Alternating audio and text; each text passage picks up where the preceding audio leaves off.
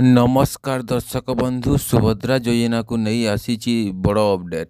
आसंता 28 अगस्त 2026 शुक्रवार सुभद्रा योजनार पंचम किस्ती टंका प्रदान करा जिवो। एही घोषणा उपमुख्यमंत्री प्रभाती परिड़ा करिसंती। एबे देखंतु काहाकू केते टंका मिलिबो एवं बाकी किस्ती थिले कोण हेबो।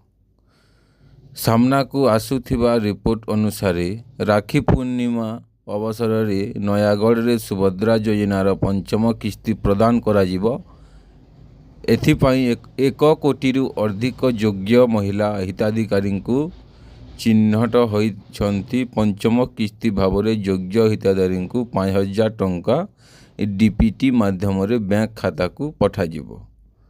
एबे आसुची सबुठारु बड़ कथा, जो योग्य हिताधिकारी पूर्व किस्ती बाकी रही से मानक जांच एवं योग्यता षष्ठ हेबा परे बाकी थिबा किस्ती गुड़ी को एकाठी मिली पारे।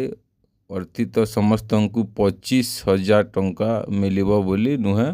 जो मानक एकाधिक किस्ती बाकी अछि एवं से माने योग्य से मानक नियम अनुसार बेकय किस्ती मिली पारी।